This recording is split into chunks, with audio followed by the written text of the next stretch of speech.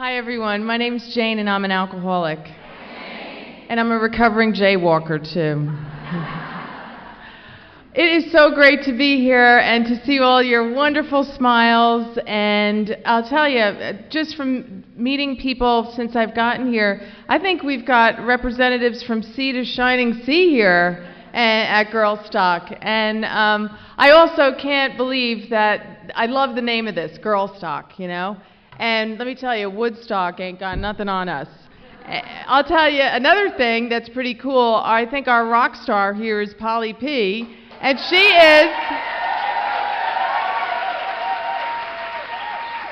is the Janis Joplin of Girlstock. And I happen to know that she went to high school with the same high school as Janis Joplin. So that's pretty cool.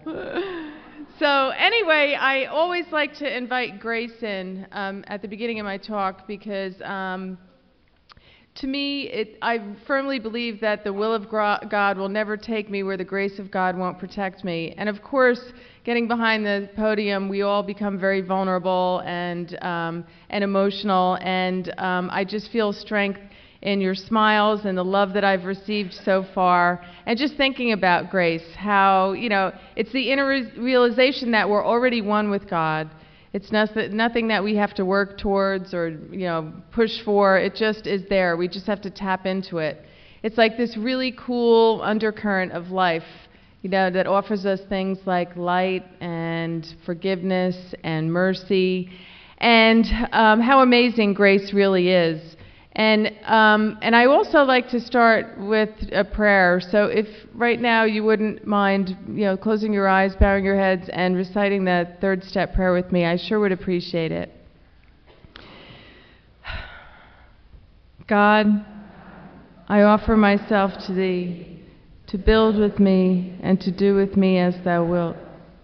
Relieve me of the bondage of self, so that I may better do Thy will. Take away my difficulties, that victory over them may bear witness to those I would help of Thy power, Thy love, and Thy way of life. May I do Thy will always. And Holy Spirit, let me step aside and please put the words in my mouth that You would have me say tonight.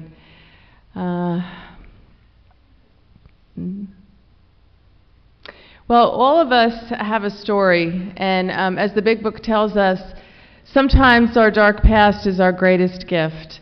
And I'm here to share with you tonight. I feel like I'm a humble servant of Alcoholics Anonymous, commissioned to share with you what I was like, what happened, and what I'm like now. And I hope that I'm able to do that with the language of my heart. And it's such a miracle, just the fact that my heart remains open and it hasn't closed down as a result of some of the things that I've been through. I'm sure you can all relate. And I also look out and I see a room full of miracles. This always blows my mind when I just look at the sea of beautiful women that most of us probably should be dead, you know, and yet we're like butterflies. We've come out of our cocoon and we're flapping our beautiful wings, and I'm so glad that all of us flapped our wings and we're here tonight. So give yourselves a hand for that.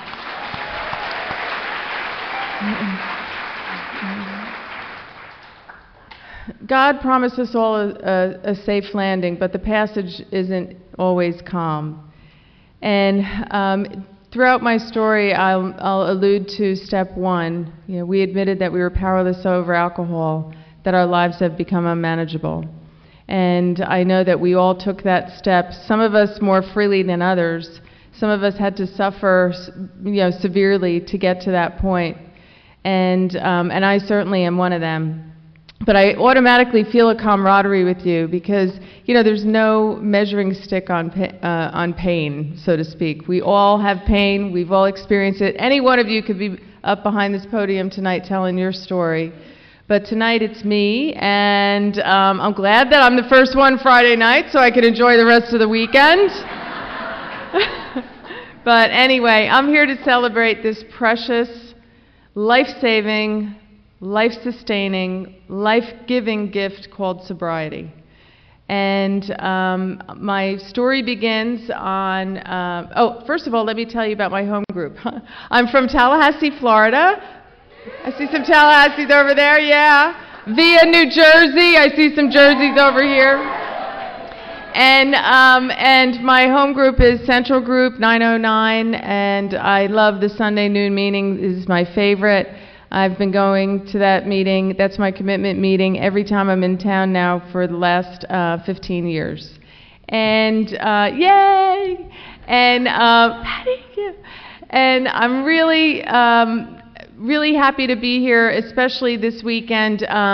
It's very timely for me, and I'm sure all of you are also experiencing the serendipity of this. God's timing is always right on, right? My sobriety date is September 24th, 1996, and so I'm coming up on the big 2-0, and that is only because of God's grace, once again. Thank you, God. And having wonderful sponsors throughout the years. I always like to mention my sponsor. It was an old-timer named Diz T, who passed 2 years ago, and he was the one who introduced me to my current sponsor, who is Miss Amanda Magnolia Brown, and I'm so grateful to have her in my life with her love and her wisdom and her guidance. And there are also so many other special people here tonight. So, you know, again, I couldn't be happier. So my story begins November 20th, 1962, which is the day that I was born. And as I said before, I was born in a little town called Caldwell, New Jersey, and it's about 20 minutes outside of Manhattan. And so it was a beautiful town to grow up in. I had this great childhood. I'm from a big Irish Catholic family. That being said, I think alcoholism, I'm genetically predisposed to alcoholism, put it that way. I mean, when I look at my family line, it's not in my, my family of origin, but tons of relatives, and yeah, it's just one of those things, you know. And I also have a great set of parents. My mom and dad just celebrated 58 years of marriage last month. And so I grew up in a really loving family, and that's one of the amazing things about all of us alcoholics, right? We hear all these different stories. Some people had really tragic upbringings. Some things, bad things happened when they were growing up, and they were able to, you know, get over it and, you know, bounce back and move on. And then those of us, honestly, I had nothing bad happen to me in my childhood. There is no reason on earth for me to have become an alcoholic. I had a loving family. You know, I grew up close to the church. I loved the Virgin Mary. I loved, you know, I always felt like God was looking down on me and so I always wanted to be a good girl. And we went to Catholic schools, and I'm one of those Catholics that had a great experience growing up Catholic. I had great nuns in my life. I still do, and great priests too. And I really loved, you know, going to Mass on Sunday. So I always had God in my life. In elementary, and I went to Catholic schools, and in elementary school I was always vivacious and energetic and the class clown and, you know, mischievous, but in a good way. And then my rebellious years didn't really kick in until high school. I should mention, too, that my mom was a stay-at-home mom, and I have 4 siblings who are now my best friends, but it wasn't always that way. I'm really proud. I always mention my dad because he was actually favored to be the first ever to break the 4-minute mile. And he missed it. Get this, it was 4.00.08. So, but that says a lot about my dad's sense of discipline and, you know, his work ethic. He was really, you know, an amazing guy, but he expected a lot out of all of us. So from childhood, there was no doubt in my mind we were all going to college kind of thing.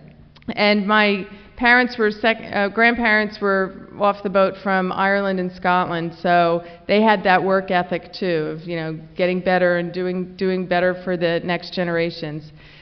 I went to an all-girl Catholic high school, and I graduated in 1981, and there were only 81 girls in my high school class. I always mention, because I always want to honor her too, but one of my close friends was Whitney Houston.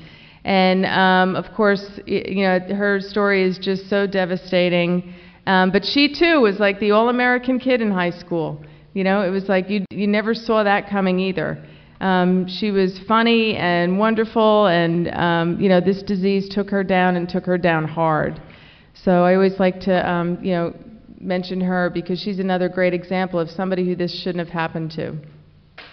And the first time I took a drink, I was 14 years old. My older cousin, who was 18, we went to the movies, and we saw, I know I'm definitely dating myself with this, but it was the original Star Wars.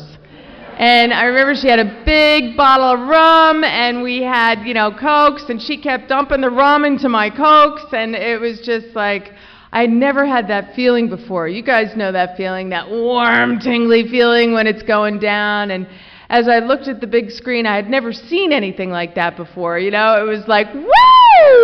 Oh man, this is cool. I was flying right next to Han Solo in that Millennium Falcon. And it's so symbolic too, because it really took me out of this world, placed me into another galaxy on a whole different plane, and I loved it. I just loved it. It was almost like my seat was going along with the rocket ship. But anyway, and then of course I got deathly ill. For the first time drinking, I drank a lot. She had 3 bottles of rum. I probably drank like more than a half, because there were only 4 of us at the movie together. So anyway, so I got so sick, and it was like, I wasn't one of those that was like, oh my God, I can't wait to do it again. I was like, I am never doing this again. And so that was my first, experience with alcohol. And the other thing, and I tell this because for identification purposes, I'm not one of those that felt like there was something inherently missing in my life. Like alcohol at that point didn't fill any void for me. It was just kind of temporarily fun. And then, and then it wasn't. So, you hear all stories. So I just thought I'd mention that part in my story, that I never had that feeling that I didn't fit in, or that, I was different. I always fit in. I was always popular. My parents always told me how smart I was and how beautiful I was, and, and I was going to be something and all that. So, but my self-esteem was definitely low. It was back in the, especially in my high school years, it was like the disco era, and all my friends were the Italians with the ton of makeup and the big hair, and I was this skinny, white, freckled face Irish kid with frizzy, curly hair kind of thing. So I definitely suffered from low self-esteem, but that was it. And then I guess that's when my rebellion occurred, and it was mostly with my mom.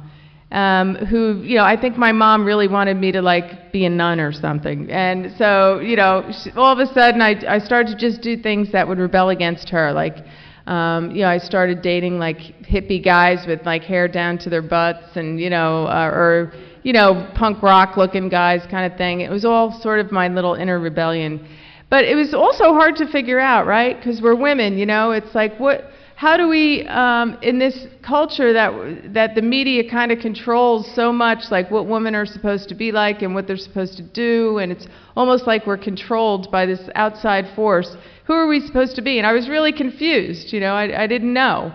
Do I, settle down and get married or whatever? But from a young age, I felt like I wanted to be adventuresome and I wanted to see the world.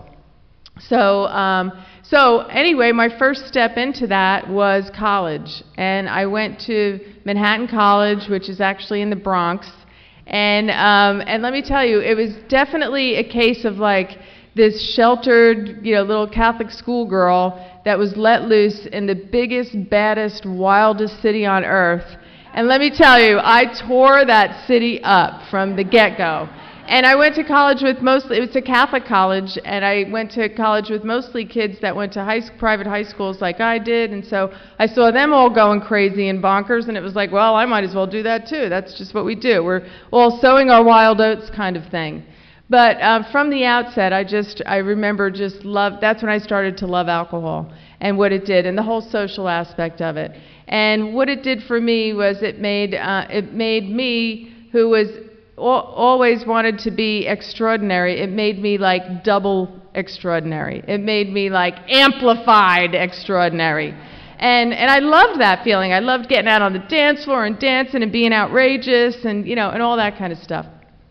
And so, I should mention too, I graduated second in my class from high school, so I had big aspirations to become, a doctor, maybe a lawyer, that dream.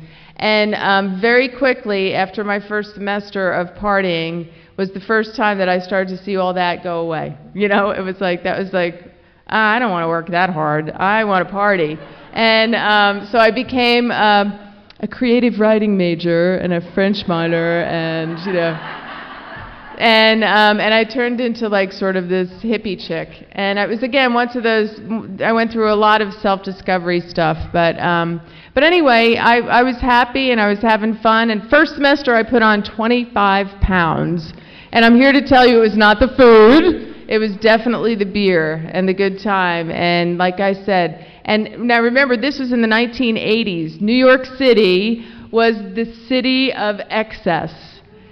And I turned into the queen of excess. I mean, it was everything all the time. My college was right on the last stop on the one train, so I had access to New York City, 24/7. So anyway, I just look back at that time, and it was really, fun. It was really fun. I love it when sometimes alcoholics will say, "Jane, you think you were having fun." I'm like, no, I was really having a lot of fun. I really was. And I mean, this was the era of Studio 54, the Tunnel, the Limelight. Yeah, I swear we were on a bar stool next to each other, Missoon. And so yeah, so it was great, and I look back on those early days of my drinking with a lot of fondness. It was crazy, but it was fun.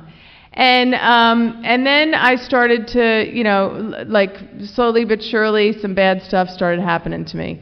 I remember my dad was like, "You have to maintain a 3.0 average if you want to stay living in school." I'm not kidding. I got a 2.95, and they made me move home for a semester. That wasn't fun. So I, of course, studied really hard so I could get back in my groove. So, so then I should mention some outside issues that were always floating around in New York City in the 80s, and and I am a big believer in singleness of purpose, but drugs are a part of my story, especially the one that you smoke.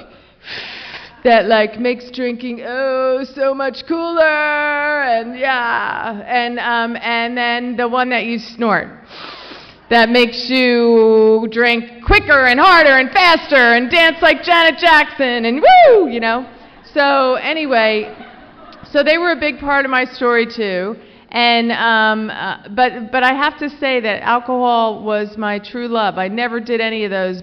It was always alcohol that led me to that stuff.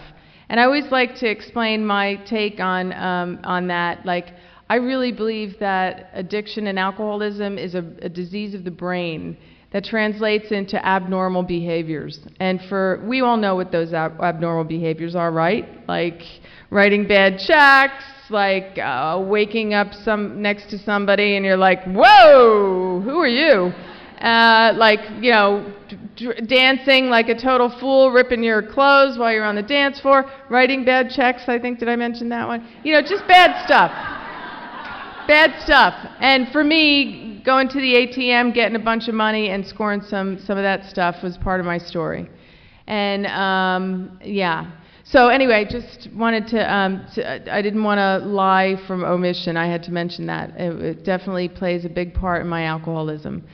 And I should say, too, that I really had no notion that was my problem. I just thought I was a normal kid at that time in college going crazy. That's what we all do, and but I definitely was getting tired. So junior year, because I had that little French thing going on, I decided to make my first geographic change, and I moved to France. I spent a semester abroad, and I thought, okay, now I'm going to get serious. I'm a junior. I'm going to straighten up my act. I'm going to get serious about school. And I went to France, and I lived with a French woman and her son, and they had a 19-year-old nanny who was also a college student, French college student there. And her name was Miriam. And I lived in this little town called Nantes. and it was New York all over again. Me and Miriam just ripped that town up. And she knew everybody, and she was wild. So it was great, and thank God that was pass-fail, because, man, I just passed. But I also had a great opportunity to travel. I backpacked through Europe that summer, which was also a lot of fun. And I remember it was so funny, because I had my train ticket, right? I had that, and then I had $300 for a month and a half. You know, and I remember I spent 100 of it in London getting my hair done, first off, and then like the other remainder in Amsterdam, loading up, and yeah, it was really, you know, a lot of fun. And it's that too, I look at those days in amazement, like, man, party people are magnets for other party people. I just got along, people were inviting me to stay in their homes. I slept on, you know, park benches, beaches, whatever. I mean, I don't know how we did that, but I had a great time, and I went to like 11 countries, and it was really, you know, fantastic. And again, I was still having a good time. So I moved back to New York, and it was my senior year, and I'm like, again, the same thing. Okay, this time I'm getting really serious. I'm straightening up my act. I'm gonna, you know, everything's gonna be cool. I gotta prepare for the real world. Well, we all know what happened. You know, bad stuff again. I started dating one of the biggest dealers on campus, and, you know, whatever. So anyway, I graduated from college, and I have to mention this too, because I always had like this innocent kind of look about me, and I was all very manipulative. I could talk my way out of a brown paper bag. I got away with so much stuff. So I still was under the impression, you know, I come from a good family. I'm like this protected princess that, you know, nothing really super bad is ever going to happen to me, because I can, you know, talk my way out of it. And it worked for a really long time. And so I ended up getting, when I graduated, I always jammed at midterms and finals, and somehow did great. But I graduated, I got a job teaching high school. And I moved to a city called Hoboken, New Jersey. Woo! Right across the river from the city that was so big and bad. I didn't want to get too far away from it. And Hoboken at that time was all young people. Like, it was just a really cool place to live. And it was on. It was on again. And, you know, anyway. So, I'm going to fast forward through my party days. I'm hoping that you guys are getting it. You know, everywhere I went, I had resolved to, you know, do something different, and it always fell back into the same patterns. Now, I always chose drinking men. Many of us know what that's about, or drinking women, whatever your preference. But you had to be a heavy drinking guy if you wanted to hang out with me, and as a result, I would become incapable of acting in a way that would preserve my dignity. And I started doing things that I never thought I would do. I started having like bad semi-consensual sex, then, you know, that comes along with that. You know, and then I would wake up in a haze, and then I would do it all over again, because drinking diluted that for me, and it just kind of made it all bearable, and it became this weird cycle. And it was really sad when I look back on it, you know. I mean, it was like, that wasn't me. That wasn't the way I was raised. That wasn't my morals. And this is at the point in time where I saw my morals slipping away, you know, one by one. I got into a relationship with a married man. When I was teaching high school, he was a teacher there too.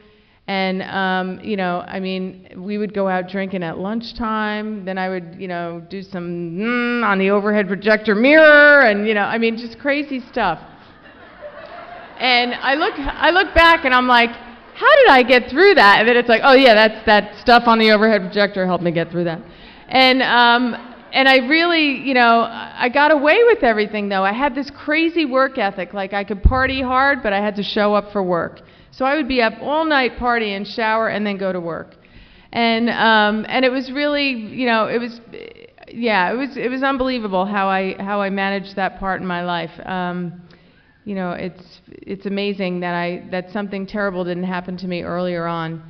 So anyway, I did that, believe it or not, for 3 years. I taught high school, And finally, bad stuff was happening all around me. I was, all of a sudden my world started to, crumble.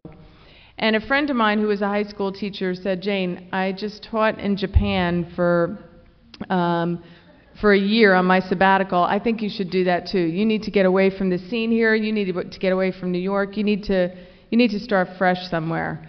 So there's you can interview for this job, and it's a great company, and you could teach over in Japan. And because of my love of travel, I was all over that. Like, yeah, I'm moving to Japan. That's great. So no joke, I interviewed in New York. It was the guy that was interviewing came and interviewed in New York and Chicago and LA and Miami, and on the interview we had a really good interview. Went out partying that night. I got the job, and the next thing that happened was 2 weeks later I was on a plane to Japan. And I remember, my family was, by this point too, my family had it with me. I would embarrass them at family functions. There was a wedding once, oh God. So anyway, they stopped inviting me to family weddings. And it really hurt. And that's when I started to do stuff like drink at my family, if you know what I mean. Like, oh, you guys, you don't get it, and I'm a good person, and if you don't love me, well, guess what? My party friends love me, and they're my family, that kind of thing. And so I thought, okay, I'll move to Japan. My family will really miss me. And when I come home, everything will be great again. And so I went to Japan, and I remember the guy sitting next to me on the plane was like, "Man, that's pretty wild. You just pick it up and move into Japan, and do you speak any Japanese?" And I was like, "Yeah, I know how to say domo arigato, Mr. Roboto." and then that other line from Laughing, remember, "Sakitumi." And that was about it. And so anyway, I got to Japan, and it ended up being a great experience, but again, my resolve was, okay, I'm going to be serious over here. Yeah, right. So I ended up hanging out with crazy Australians and Brits and Canadians that just, in Japan too, this was back in the 80s, late 80s in Japan when it was booming, so there were tons of English teachers over there, and we got away with so much because we were foreigners. Those poor Japanese people, we were like tornadoes when we moved into those places, and that's really, that represents the turn in my drinking. That's when, I started to know that I needed alcohol to keep me level. I did some crazy things when I was over there too. Once again, I remember I used to call home at 5 in the morning, drunk to my parents, and I think it was 3 in the afternoon here. So they would be like, "What the heck?" Anyway, I remember one of my closest friends who I just went to visit in London a couple of years ago. She ripped a page out of her diary to give me, and it was funny, but it was sad, and it was very telling because I remember that period, and it said, "My friend Jane decided to cut back on her drinking, which means she didn't drink for lunch on Thursday." And it said something else, but anyway. So, but anyway, that was really, that was when I knew that I had a problem, because I started to take little nips in the morning to get even, and again, in Japan, you could get away with that stuff. And I worked for Time Life Educational Services, so they contracted teachers out to big companies like Toyota and Honda. So I worked for Toyota most of the time, and I worked with the men who were about to be shipped overseas. So it was an intensified English class. So I had to eat breakfast, lunch, and dinner with these guys, and then go out drinking with them every night. And I'll tell you, that was when the real cultural exchanges went down too, And so I had a great time there, but that was, again, it marks my demise, because when I went for a year and I ended up staying for 3. there were some great things that happened. I got to travel a lot over, in Southeast Asia and stuff. But when I came home, that was when I was like, I have got to change this time. I've got to do something different. And I didn't. I fell right back into the same trap as usual. I got my first DUI, and I had a friend who lived down in the Florida Keys who owned a restaurant, and he said, "Why don't you come down and and straighten up your act, and you don't need a car down here, and everything will be cool." So I literally went to the Florida Keys with the intention of getting sober. Right. Yeah, right. That didn't work out too well. As a matter of fact, it didn't work out well at all, because that was when that incomprehensible demoralization kicked in. That was when, I was always happy, and I loved vodka and I loved beer, so that was my combo. So I remember, I used to, through all the years, I always had to drink really good vodka, like Stolichnaya, or whatever. Now they have, so many cool flavors and stuff. I miss that. I kind of bummed about that. But I loved Stolichnaya, and then I loved shots. I was a shot queen. I loved, Wild Turkey. I loved tequila. I loved shots, and I loved beer, as I said. That's especially Guinness. That's the Irish in me. But at this point in time down in the Keys, I remember I had a bottle of Popov vodka. That's what I had. That's all that I could afford. And then I started smoking the stuff that I used to snort. You know what I'm talking about. And I got down to literally 110 pounds. And I had the proverbial looking in the mirror and looking at this shell of the woman that I once was. And in many ways, I wanted to die. It was like I was on the road to self-destruction. By now, my family wasn't even talking to me.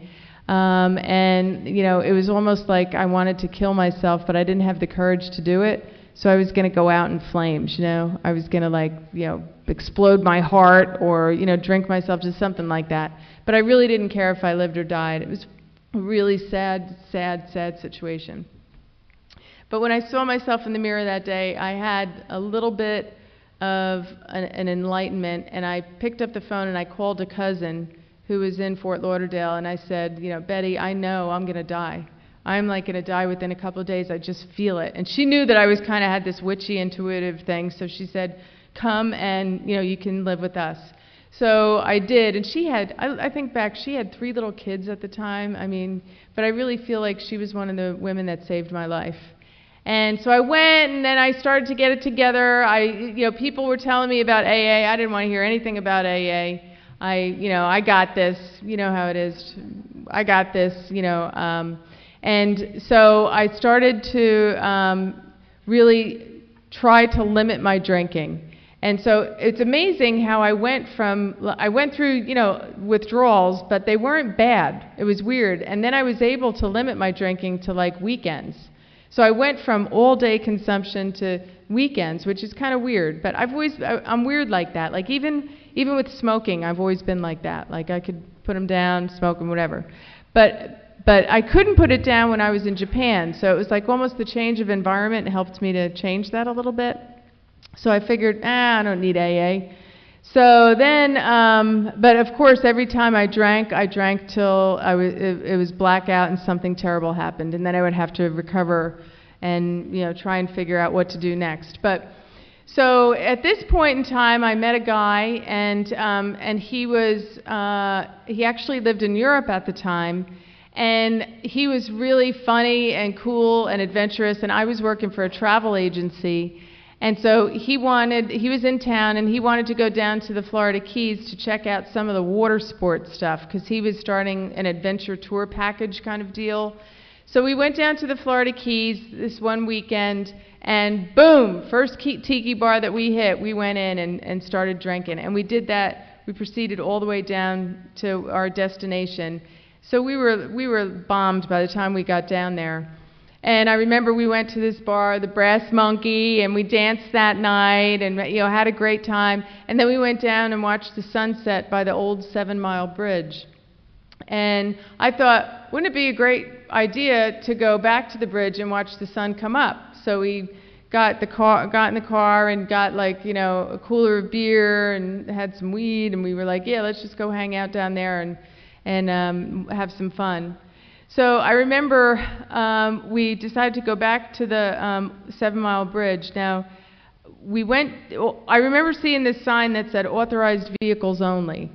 So I figure, oh well, vehicle, let's go, you know. And so we went down the bridge road, and I remember, all I remember is going around this little curb, and the next thing was just this thunderclap and this shoot of lightning that just went through my whole being. And I was like, oh my God, what happened? What happened? And when I looked up, it was just dark and smoke, and I remember my ankle was just like, oh my God, because I tried to brake, and I put my hand down on my ankle, and when I pulled my hand up, it was just covered in blood, and I felt the bones in my ankle, and I was like, oh my God, oh my God. And I remember Max next to me, and he looked like he hit his head and he was passed out. And I was just freaking. I was like, how are we going to get out of this? Oh my God, nobody, how is anyone going to find us here? And how are we going to get out of this? And oh my God. And I was breathing really heavy because I was having a really difficult time taking breaths. It was like, like every breath was a conscious effort. And I started saying my prayers. And I grabbed Max's hand, and it started to turn cold. And I realized that he wasn't breathing. And that he was dead.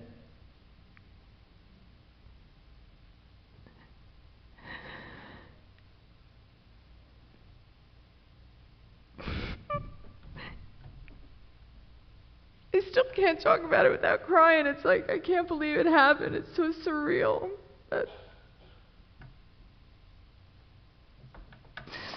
So anyway, I want to try and get through this part as fast as I can, but I remember there was, I was literally on my last breaths, but I wanted to go. There was no way. I'm like, how am I going to live with myself, knowing that this precious life is abbreviated because of me? How am I going to move on with this? I mean, there's no way. God, please take me too. And it didn't take too long, but I remember seeing the blue lights coming, and I remember the police officer was so kind and loving, and I just was like, how come you're being so nice to me? I'm like a drunk driver that killed somebody. And he was like, hang in there, we're going to get you out of here, everything's going to be okay. And I remember that they had to cut me out of the car, and I remember just screaming for him, and so anyway, let me get through this part. But I got heliported to the hospital in Miami, and the next thing I remember is my dad and one of my brothers at my bedside, and the first words that I said to my dad when I looked at him was, Dad, it didn't happen because I was drinking. And I remember that look on my dad's face, like, oh my God, Janie, what is it going to take?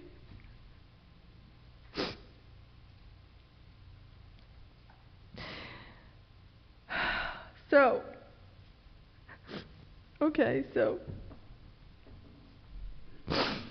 anyway, I was in the hospital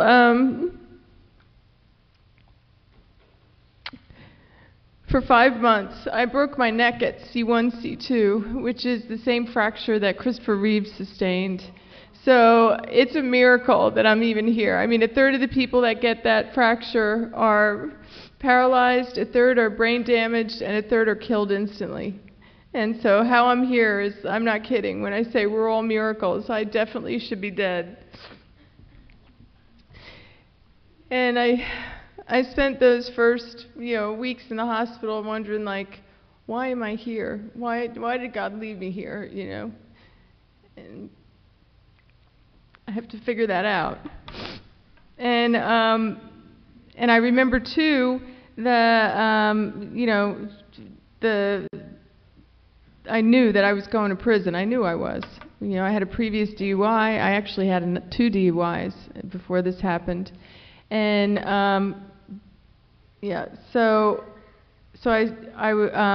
what happened at the bridge was they had just filmed that movie True Lies with Arnold Schwarzenegger, and they blew the bridge up, and I crashed right into that barrier that was, like guarding, and then over the other side. If I hit that thing any harder, I would have gone over into the water. And so there were all sorts of things like, you should plead, not guilty, that road should have been blocked off better, whatever. I didn't want to hear any of that. I was like, you know what?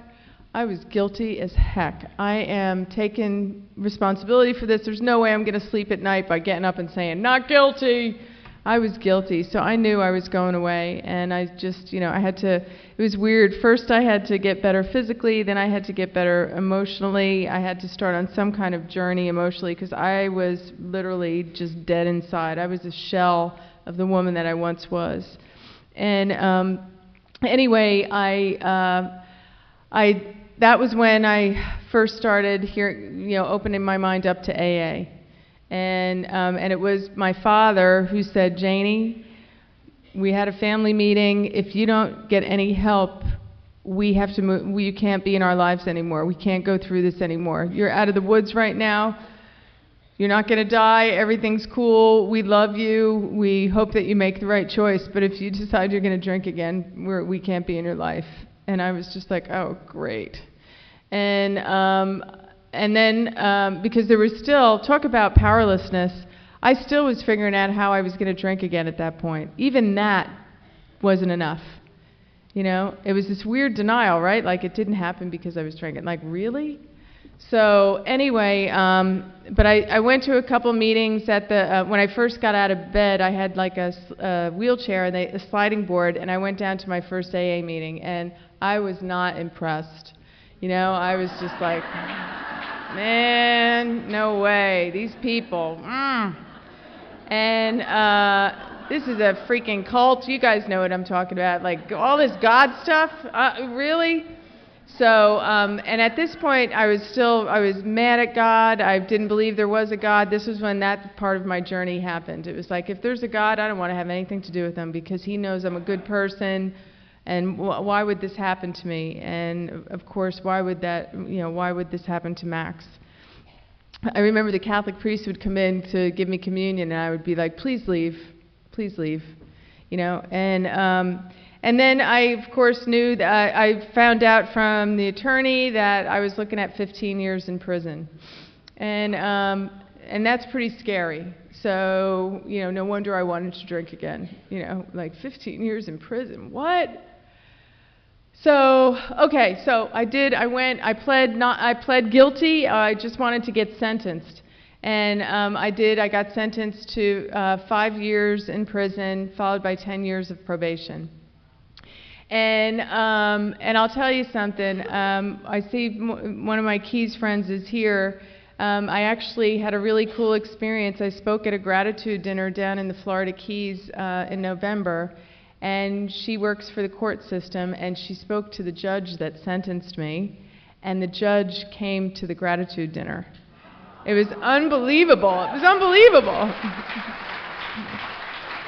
And man, let me tell you, I got 5 years prison, 10 years probation, and I had to go to an AA meeting every day. That was part of my probation, 10 years. Even my probation officer was like, I've never heard of this before. And I lost my license for life, and she was harsh, but she was fair. She was fair.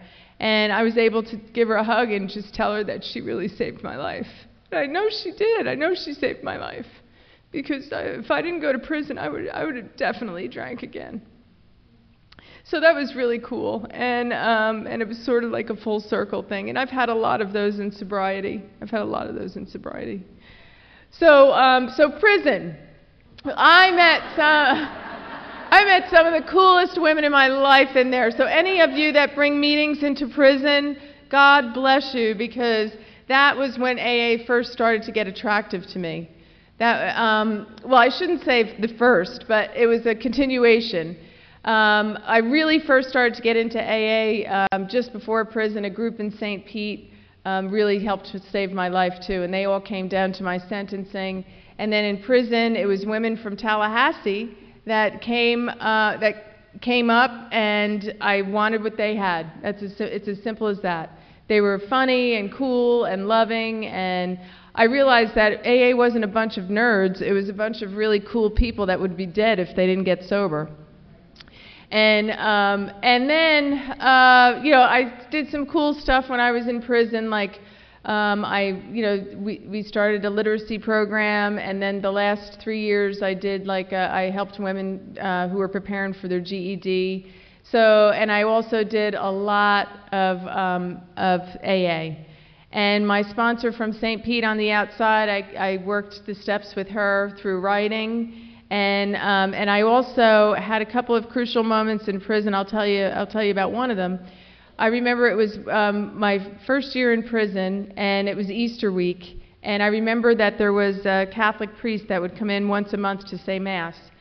And he was really cool. Well, actually, there were two really cool priests. But the first one, I remember I went to confession because it was Easter week. And I was telling him my sins, and he was a really cool priest, young, and he kind of looked like the Sacred Heart of Jesus. You know, he had like the beard, and he was handsome, and he was cool. And I remember after this confession, he looked up at me, and his chin was trembling, and I was like, oh, look, he's crying, you know. And then I realized very quickly that he wasn't crying. He was angry. He was mad. He was shaking. And he said, Jane, if I could, I would take you by the collar and throw you up against that wall and slap you silly, because every time you come to confession, it's the same sin. And every time you leave, I tell you, God forgives you. You know, so who do you think you are to not accept God's forgiveness? You know, I keep telling you your sin's forgiven. It's thrown out there into the sea of forgiveness. You keep reeling it back in. Do me a favor. Don't waste my time anymore. Don't come to Mass anymore. Don't do any of this until you come to terms with God's forgiveness. And more than that, you start living a life of redemption. And I was like, whoa. I couldn't believe it. But honestly, I mention that because something in me shifted that day. Something in me shifted, and I started to really become alive again. And then the second cool priest, this was 3 years later, after Mass one day, he said, ladies, I just want to share with you, I'm an alcoholic in recovery, and I got permission from the warden to do 5th steps with you. And I was like, wow, that's pretty good. And he was Irish from New Jersey. And I was like, that's a sign. So I'm going to go to confession and do my 5th step, kill 2 birds with 1 stone. How cool is that?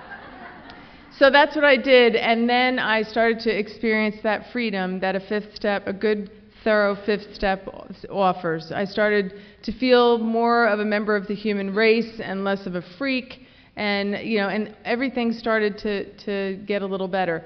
Even in prison, one can be free, if you know what I mean. And so I did, actually I did the 5 years, you know, that I had to do in Florida. It's 85%, so it was like 4.3 years I did in prison, and I could talk about that for a long time. I started to repair the relationships with my family, even though I wasn't too happy with them, you know, because initially, because they must have had a family meeting, and they said, we love you, and we're so proud of you, and you're going to your meetings, and you're committed to stay sober, but we are not sending you any money. And, you know, some friends always laugh when I imitate my mother's voice, but she's like, you think I'm going to be sending you money so you can drink soda and eat potato chips while you're in there? I don't think so. You know? And so, you know, and if you know prison life, you know that you have to have some money coming in, or it's really embarrassing. And for me, I didn't have any money coming in, and it was very humiliating, but I needed that. And one of my big resentments right now is that I didn't write Orange is the New Black, because let me tell you, I recently joked with someone that, I have a great name for a chapter of that book. It's like, I'm nobody's boo because I'm a broke-ass bitch.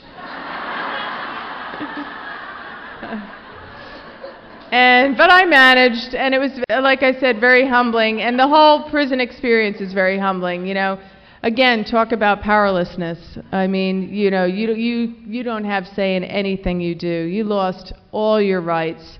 You have to do exactly what they tell you to do, when to do it.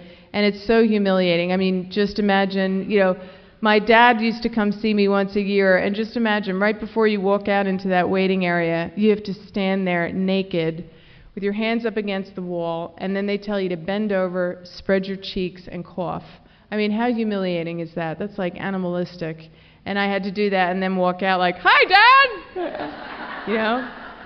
So they just do it to demean you, disgrace you, debase you, and humiliate you, and it works. But I'm one of those that's thankful for it, because that's exactly what I needed. And so let me move a little forward now too. When I got out of prison is when I started to really try to rebuild my life. And I remember when I first got out, and another thing is I had to see another part of my probation besides going to AA every day. So I moved, and losing my license for life, I moved very close to the AA house in Tallahassee, so I could walk to my meetings. And I also had to go to therapy once a month. And I'm going to cry because my therapist is here right now. And Barbara, will you stand up? Stand up! Yay!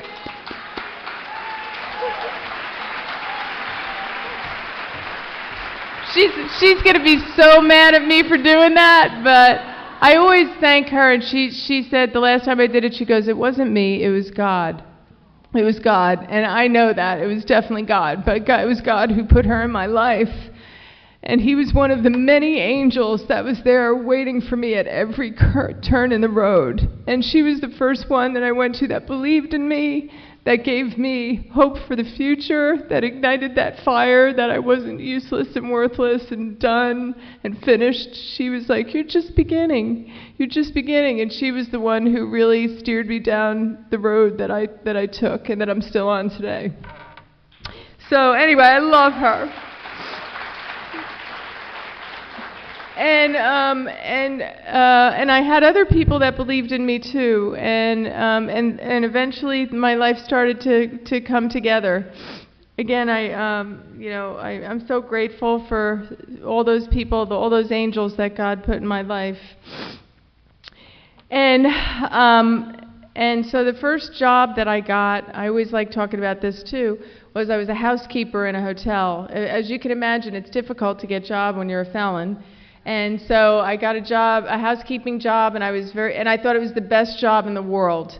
And then I made it to the front desk. I was a front desk clerk, and I was making $7 an hour, and I have 3 degrees from college. Talk about humbling. But I'll tell you something, I loved that job, and that was just what I needed, and I'm so grateful that I had that. And it taught me so much about handling money, and that was when I started to make my financial amends, because for me, financial amends were so important. And I'll tell you something, making $7 an hour, I paid off my parents the $15,000 that they got for the attorney in less than 5 years. And so that was pretty cool. And I also decided, thanks to Barbara, to give school a shot, to go back to school. And so when I was in prison, I was like, what am I going to do? I just want to live a life of love and service. I actually thought that I coined that phrase. And so what better job than to become a social worker? So I went back to school, and I didn't get accepted the first time. I didn't get accepted the second time because of my felony, but the third time I finally got in. My letter landed in the right hands. Not only did I get into Florida State University College of Social Work, but I got an assistantship scholarship. So I worked full time and I went to school full time, and I'll tell you, I don't know how I did that either without chemicals. I mean, and without driving. I mean, so I had to go to an AA meeting every day, and then I had to be at work. I've worked full time, and then I went to school at night. And I did it, and I did it for 2 years straight. And then I ended up my first job was with the Department of Children and Families, so I had to go through like waivers to get permissions. And I just remember like people like Barbara were saying, just don't take no for an answer, just keep trying. Somebody will hear your story and be honest. And I have to tell you, I was always honest about what happened to me. I never lied. I always put it on applications. I was like, and then I would look people right in the eye and I would say, where would any of us be without forgiveness? Please, can I have a second chance? And more times than not, people were like, yeah, I think so. Cool. I want to be a part of this. I believe in you. And that made me want to go and do it. And I did. And so my first job, I worked in a detox. And so I was working with alcoholics and addicts during the day. And at night, I worked where Barbara worked at the Addiction Recovery Center. And again, I was working with addicts and alcoholics, and I was also working with the mentally ill. And all of a sudden, these beautiful things just kept happening to me. I mean, it's just amazing when I think about it. And bad stuff happens too in life. We all know that. But thank God that I have this 12-step program to help me through those times. And I know that when I stumble on this path called life, that the answer is only 12 steps away. It really is. I mean, it never fails. And I know that when things are not going wrong, it's when I'm putting my will between me and God.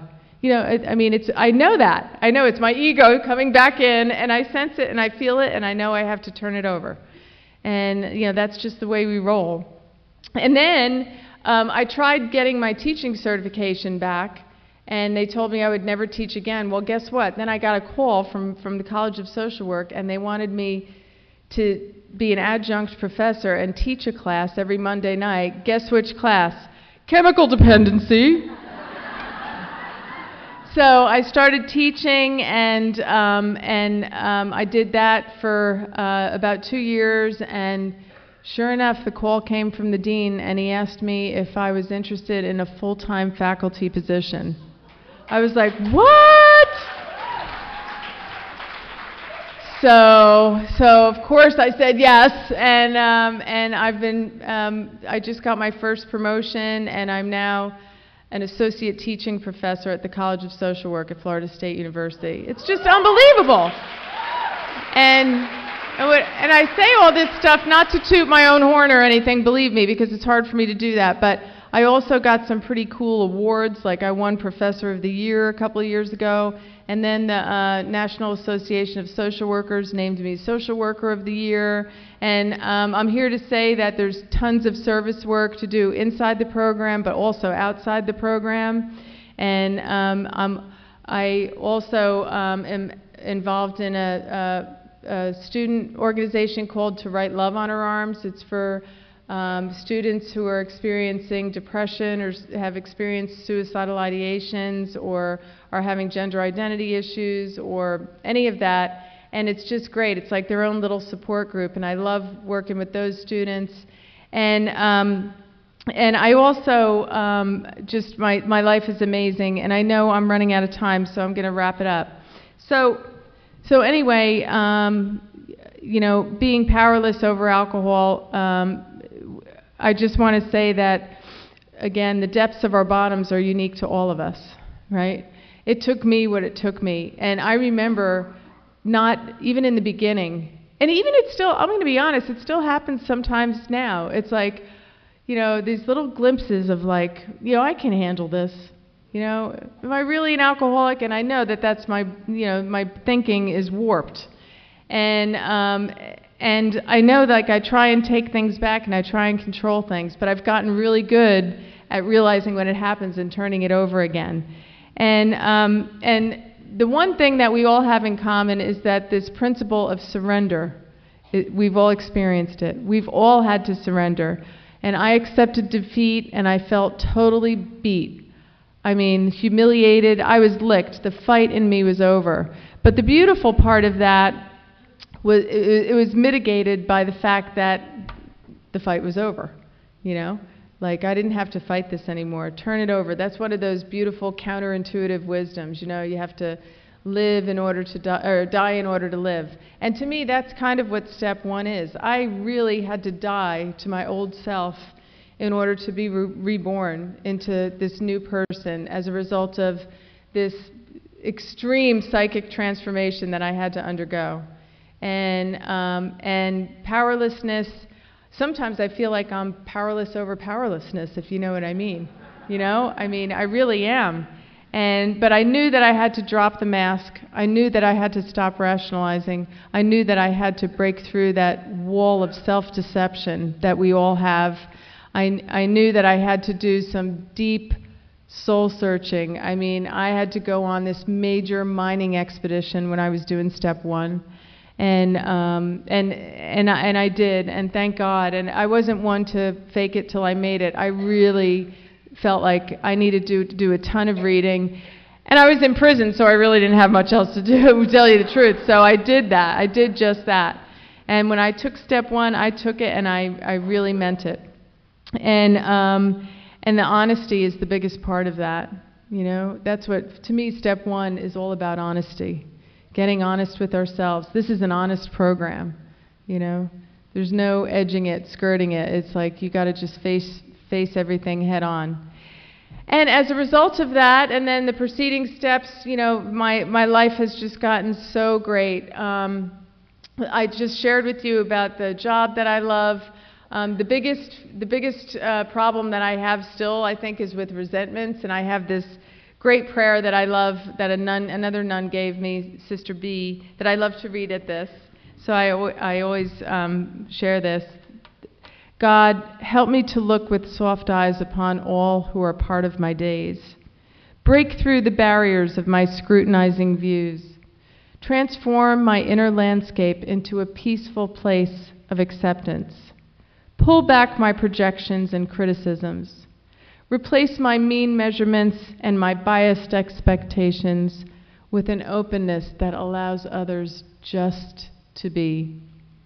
Cleanse me of everything that clouds my perceptions and blocks the sunlight of your spirit. And I am the luckiest girl in the world. I have the best life today. If there are any newcomers, you know, let me just tell you, please hang in there, get somebody's number. The miracle, if it hasn't happened yet, well, the miracle is that you're here, first of all, but also just hang in there, because it's unbelievable. When you just keep living the right way and doing the right things, blessings just keep coming down and keep happening. I'm so happy that this is a program that if we practice the principles in all our affairs, that we can be an example to others. It's about attraction rather than promotion, and I love that. I love that. And it's never too late to be the person that God really meant for you to be. That's the other thing that I love, you know. And it's like we all have this big do-over. And I've been able to do a lot of traveling. I love traveling. Traveling is my thing. As a matter of fact, you know, I've taken some great trips since I've been able to, since I've been off probation. And yeah. And one of the greatest gifts in sobriety is that I have fallen in love. And now, I've never been married. I've never, nothing. And it's unbelievable, but I have met the best man I've ever met in my life. And in less than 2 months, he'll be my husband. Yeah. And when I tell you, he is just, I mean, he is everything. He's gentle and kind, and, you know, I can be the feisty one. He never gets his feathers ruffled. He's just perfect, and he's really, really hot, too, you know, just so I thought I'd throw that in there. And he also is in this program. He's got 32 years of sobriety, and he does more for AA than, you know, I could ever dream to do. having 32 years sober and still doing what he does just blows my mind. And I realized that my bar has to be raised. And so yeah, that's happening. And he he does, and his brother's engaged too. So, but the best part of it is that Polly P is going to be my mother-in-law.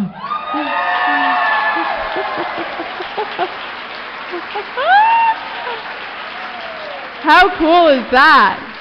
How cool is that? I mean, I am the luckiest woman on the planet Earth. And it's all really because of this program. And, I remember, thankfully, all the work of the people that have helped me out. And I hope that I can be there to help anyone out. That's just what we have to do. Anytime anybody comes in contact with us, I really feel like they need to leave different and better people because of our example and the love that we show them. I think Mother Teresa said something like that. So the privilege of a lifetime is being just who you are. And I hope that you enjoy this weekend, love every minute of it. We've all chosen to take this new road to freedom. Let's have fun while we're doing it. And I want to close with the 12-step prayer, which I love.